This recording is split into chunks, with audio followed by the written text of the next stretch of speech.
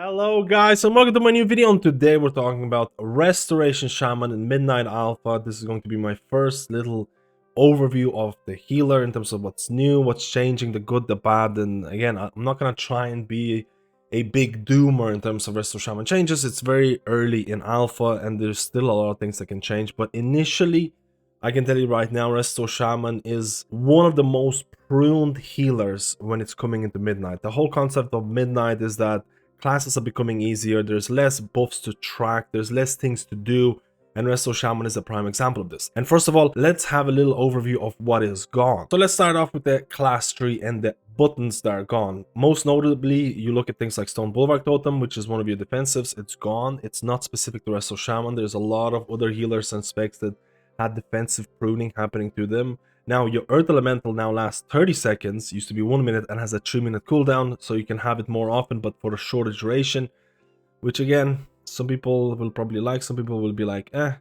Thunderstorm is gone, it's now learned by Elemental at level 30, and Totemic Recall is also gone. That was used, it was a form of skill expression in terms of trying to reset your last used totem. Maybe you're doing a dungeon where you needed a lot of poison, you use your poison cleansing totem, then you use your Totemic Recall, and then you can use it again.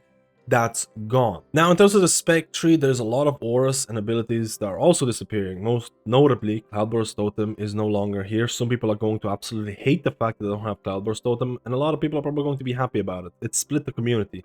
Let me know how you feel about Cloudburst. Earth Emerald Totem is gone. Healing Surge is no longer here, but they basically made Healing Wave, like, they reduced the cast time of Healing Wave. There's a couple of talents to enhance your Healing Wave, so instead of having 2 castable single target abilities, now you only have 1 in terms of Healing Wave. In terms of notable buffs that you track, Chain Heal related, High Tide is gone, Tidebringer is gone, and we'll talk about what that means for Chain Heal. Mana Tide is gone, Master of Elements is no longer there, so that means there's less emphasis about using your DPS abilities, specifically Lava Burst. Spirit Walker Style Totem is gone, Tidal Waves is gone, Undulation Unleash Life is also gone, which means that you have different ways of proccing your ancestors. As a Farseer, you're going to be proccing it by using your Healing Stream Totem. Wellsprings is also gone, which was not really that used in the War Within. So let's look at what that means for Shaman. So this is my Restoration Shaman on Alpha, and I'm doing a follower dungeon, my Sarah's Caverns, and I'm just messing around with builds. I'm basically just trying out different things because I'm level 83. I don't even have all the talents that are available to me yet. And they recently added the Apex talents in terms of Storm Stream Totem. Riptide has a 10% chance to upgrade your next Healing Stream Totem to Storm Stream Totem, which heals for 30% more, heals 1 additional ally at 100% effectiveness, and heals 2 injured allies for a specific amount when used. So it almost becomes like this AoE totem that passively heals. And outside of that, you have talents, 2-point talents, where Healing Stream and Storm Stream Totem healing is increased by 60%. So there's a lot of emphasis on Healing Stream. There's also another talent here that Healing Stream Totem heals for 15% more. So Healing Stream is getting propped up a lot.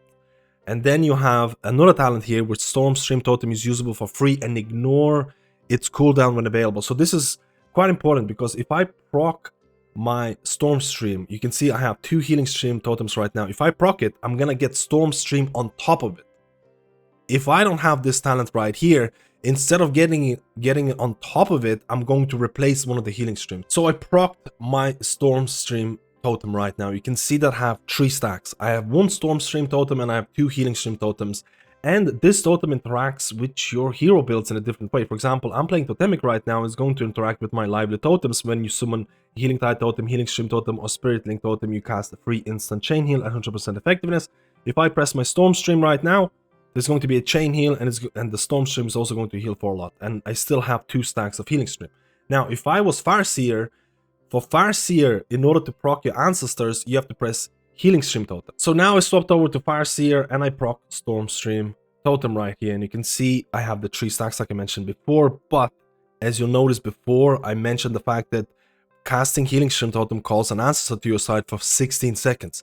So if I press my Storm Stream Totem, I also spawn an ancestor. I can press my other Healing Stream Totem, then another Healing Stream Totem, then I have 3 ancestors, and then I press my Ancestral Swiftness, so now I have 4 ancestors. So there is a little bit of fun interaction here. Again, it is RNG. The proc chance is RNG. It's tied into your Riptide usage. It is early days, but there is a lot of emphasis that Blizzard is placing on passive healing. There's been multiple buffs, like we talked about already, to Healing Stream Totem. There's been talents around Healing Stream Totem. There has been talents that also buff, in this case, increases the healing done by healing rain by 10% and reduces the cast time by 0.5 seconds.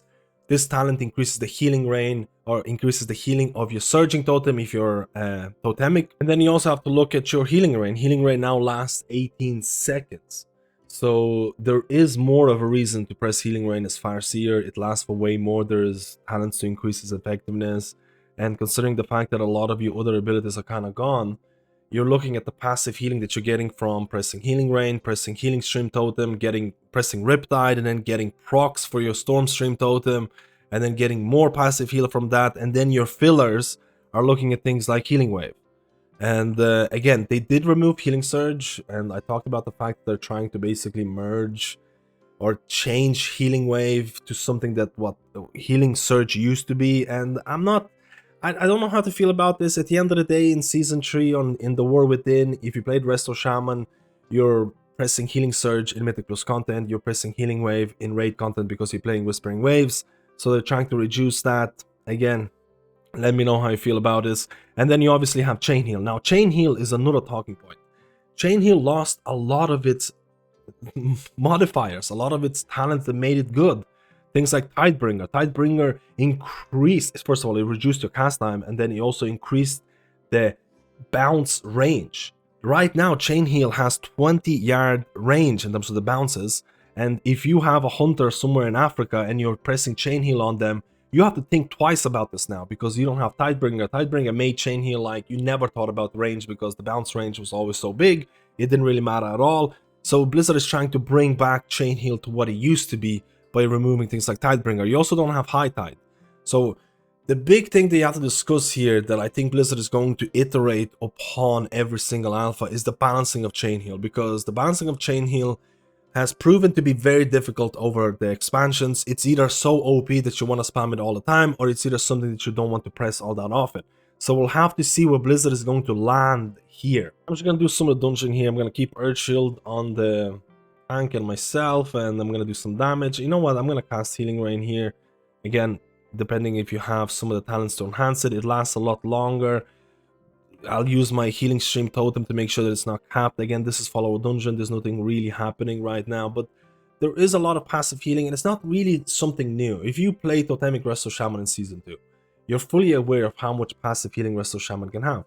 Again, Totemic Resto Shaman in Season 2, Surging Totem did a lot of your healing. Your Healing Stream Totem did a lot of your healing because you have talents like Reactivity, which your Healing Stream Totem heals an additional ally 100% effectiveness. And your Insurance or your tier set end up doing a lot of your healing. And you end up having so much passive healing that you could focus on other things in the dungeon, in terms of interrupts, in terms of stuns, in terms of knockups, in terms of all the other things. And I think Blizzard is kind of heading that way in Midnight right now, because there is a lot of emphasis on Healing Stream Totem. There's more emphasis on Healing Rain. Again, you have Apex talents with Storm Stream, which is more passive healing. And it's not necessarily a bad thing, because there's so many people who enjoy that passive healing. I can guarantee you right now there's going to be a lot of people in the comments who are like, hey, I really like that. I can focus on other things in the dungeon. I can focus on mechanics. I can focus on dodging stuff. And then there's going to be a lot of people in the comments who are going to be like, they're removing all the skill expression from Resto Shaman. And I don't disagree with that. You don't have your Totemic Recall. You don't have your Cloudburst Totem. You don't have these situational buttons that you might press beforehand in order to bypass certain situations. In terms of auras that you're tracking, there's honestly very little. Right now, the only thing that I'm tracking right now is Coalescing Waters. And Coalescing Waters has been nerfed. If you see here, the initial healing of your next Riptide by 30%, stacking up 2 times, it used to be 75%. So I'm not even sure that's going to be a thing. I'm not even sure how Chain Heal is going to scale up if there's not going to be further changes.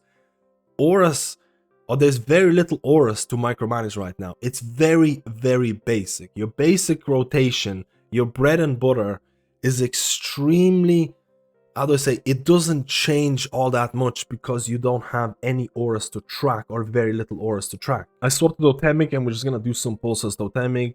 I'm gonna try and get more of these here, just because more mobs. We're gonna use our Healing Stream Totem because you don't want to cap it. Again, remember, if you're playing your Totemic Shaman, a lot of the times, oh, I don't know what this is.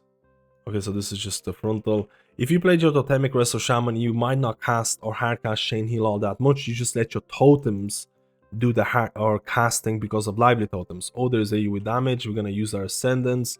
We still have our healing stream. I can't really dispel right now because the default Blizzard bindings don't let you bind it for whatever reason, and I need to do that later on. But oh, I got my Stormstream totem proc right after the pull was done. Again, the Stormstream totem proc lasts quite a bit, so keep that in mind. But the bread and butter gameplay, Blizzard is shifting some power from some of your abilities. Again, we talked about Chain Heal. We talked about Chain Heal losing a lot of the talents or auras that enhanced it.